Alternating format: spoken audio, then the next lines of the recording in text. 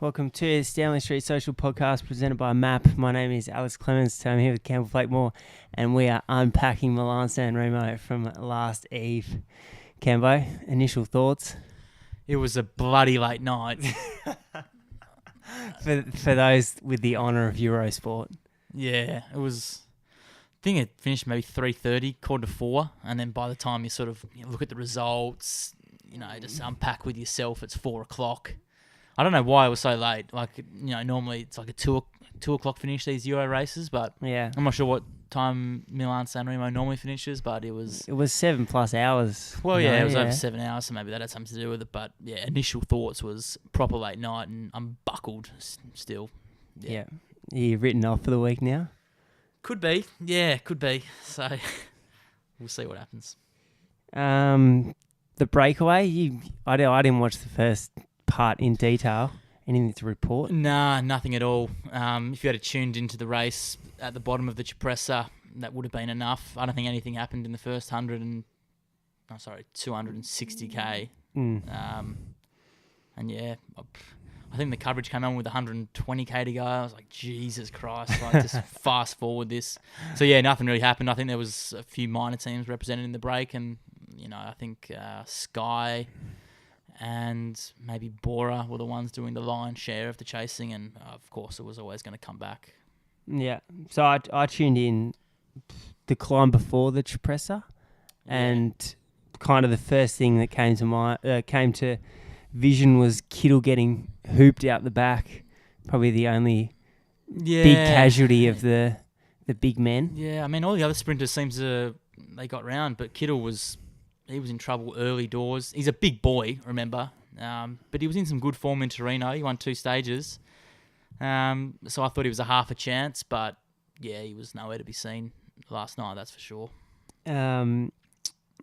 Full credit to Katusha, though. They backed him in, waited for him, got him back on, but then once he hit the Cipressa, he got absolutely his doors blown off. Yeah, he got probably dropped a second time when he came back on.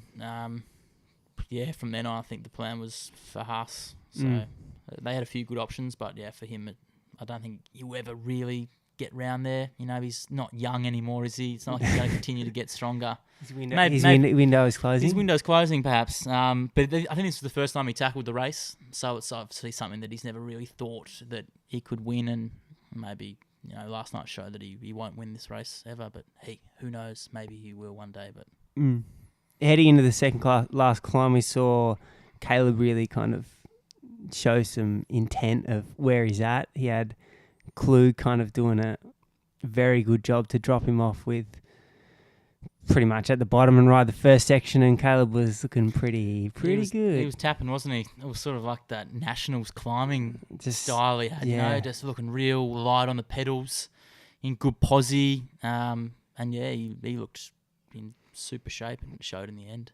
And all the men were there, really. Everyone was up the front. It was a proper, team performance by Mitchelton, wasn't it? And I think it just goes to show that to win a big classic like this, you need to have a good, strong team around you in the finale. And yeah, the teams that had a good result had a lot of riders there in the last 30 or 40k. I'm sure you talk about that in a sec. FDJ and Demar took the bull by the horns and really put his team there. Yeah, and they were proper good. For mine, they were elite. Absolutely. Just they were there everywhere, and put Demar in superb positioning all day. Up the last climbs, I don't know about before, but up the last few climbs was headwind, which kind of threw I was surprised not to see anything on the Cipressa. We saw nothing. I mean, we saw Van Baal. He got the nod from Kwiatkowski, mate, let's start riding, and he was going full gas, but it wasn't dropping anyone, really. No. I mean, all the sprinters were there. Greipel made it over. Demar was sitting pretty, so, it must have been a headwind, everyone was talking about. But it was a little bit disappointing not to see someone at least roll the dice on the Cipressa. Yeah, go long. But there's obviously a reason why no one did. And then heading into the Poggio, we saw the same old scenarios every year, just drag. Did you see the Cavendish crash? Was that before the Cipressa? No, I crashed it 10k to go. That must have been just before they headed into the last climb. Fucking front Jesus. flip. That was filthy. That was he's crashing a lot. this year. He's having a real shocker. There, yeah. I don't know, There was no marshal on that traffic island, to be fair, but yeah, God, that was hard to watch. Yeah. I'm surprised he didn't like split his tailbone in half. The way Yeah, well, from all landed. reports, he's a-okay, but he snapped another vertebrae or something. Simon Clark, he crashed as well. A few ribs, I think.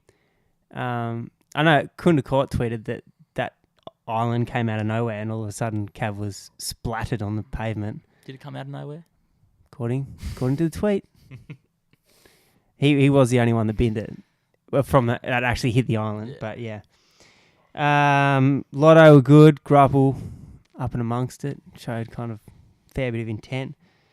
Cav crashed, and then with 7.1k to go, we saw Nibali attack. Yeah, it was the Israel Cycling Academy. Yeah, I think it's the Latvian champion. The Latvian champion went. I think he's quite a young bloke as well. Actually, he went, and then Nibali followed, and that was it. That was the race, wasn't it? He kind of looking back. He came around. It's just like Mahoric was doing the job for I don't know how long. It seemed like forever on the front. He was doing an absolute superb turn, and Nibali just kind of nipped off the front. He still had 3 teammates on the front, just kind of floating, getting in the way. Nipped around the Latvian champ and just did a couple of turns with him, and then just went whack and blew his doors off. And see you later, Nibali. And once he got on that steep section, and then the descent it was his element.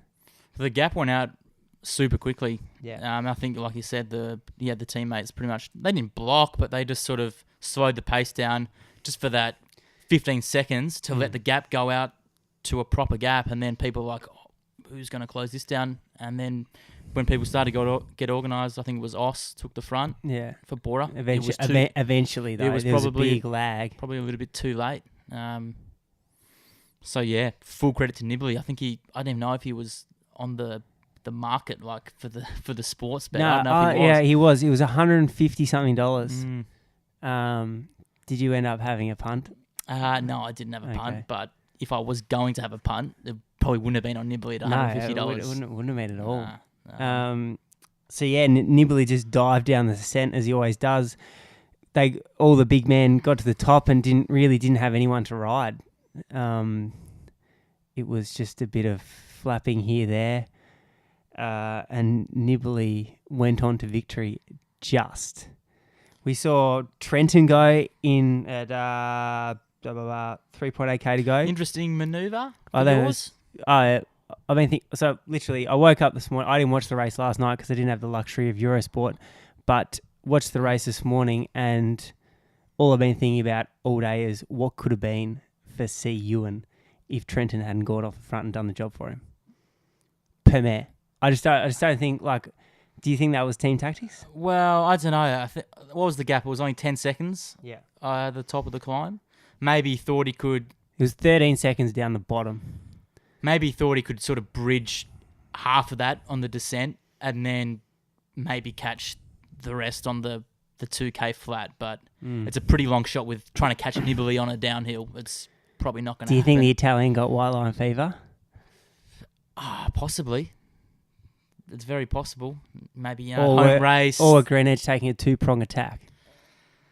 I mean, we'll never know. I mean, we would know if we asked someone in the camp, but they're always going to deny that the tactics were fine. But if you had stayed in the group and helped with the chase with Quick Step, maybe it would have been different because it was only, 15 metres in the end. That could have been the difference. But I don't know. The point was that, where the gap went out again, they were bringing him back, and then everyone kind of ran out of teammates, and there was no organisation, and then it wasn't until Quick Step picked up the pace that they were back on, and that was where I kind of was like, oh, Trenton could have really been of use here with C. Evans sitting pretty.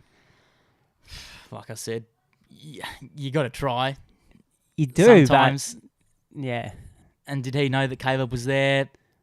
This is all happening really quickly, and you got to start making decisions quick. And there's no right or wrong to Trenton. But if he had his time again and he knew Caleb was there, maybe he wouldn't have done it. But he did, and it didn't work out for them. But let's just say full credit to Caleb Ewan. in the brief potty we did on Wednesday, I said that he wouldn't be a chance. I'll put my hand up for that. Only going off the evidence of Torino, didn't have a super sprint, and he had a shocker. Yeah. But it just goes to show that, a quality rider like that, you can't ride off, and it was super to see him torch that bunch kick for second. I think so the end result was Nibali number 1, Caleb Ewan number 2, and Arnaud Demar number 3. But yeah, Caleb was leaps and bounds ahead of the others. Not leaps and bounds, but he fair torched those other sprinters. Leaps and bounds for me at the end of 300k. But good Viviani died in the arse. Did you see that? What was he? What did he run? Viviani 19th. Yeah, that was my pick. That was my pick as well. But with 400 to go, we had Alaphilippe, and I think it was Richetza leading him out. So he was the only one with a genuine lead out, and he just went backwards. GVA, didn't really see him. Not really ever a race for GVA for mine. We'll see him in the next couple of weeks on the Belgian cobbles, but he's not going to go away on the climb, and he's not going to win a 30-up bunch kick. For him, he would have had to have tried on the Cipressa, but he wouldn't have been let go. Michael Matthews on his first race back was 7th. Not a bad he was shout. good. He looked good all day, didn't he? I mean, in the finale anyway, he was tapping there in the front, and I just think his sprint wasn't quite as good as the genuine sprinters there like Demar and Ewan. But yeah, a good result for Matthews for sure. Biggest winner of the day? It's got to be Vincenzo Nibali, doesn't it? He's come close here a couple of times that year when he went away with Cancellara and Gerrans. I think that was the closest he's got. But he's always tried. He's always tried on the climb. He's tried on the downhill. And then this year, it's all just worked out for him. So it's good to see. I think the first Italian winner for the early 2000s, possibly, or mid-2000s, Pozzato. So it's good for Nibali. I enjoy him as a rider. He's a rider that always takes the bull by the horns. He'll roll the dice, and sometimes the fortune favours the brave, and that's done here. That's everything.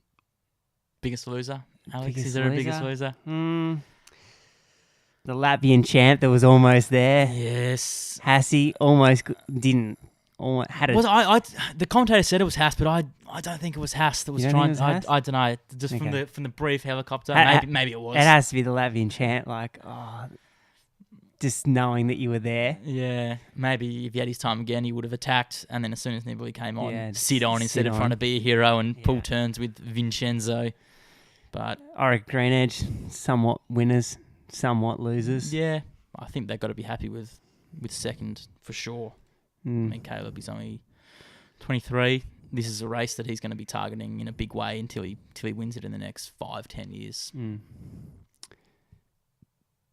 Thanks to Matt for all their support. We'll be back at the Social Club on Wednesday for a weekly debrief. And are we going to release our big headline potty we got a Sunday? big headline potty coming on Sunday, so stay tuned for that. Yeah, that's a good job for this week, chopping that up. I'm looking forward to it. We'll see you back at the Social Club. Cheers.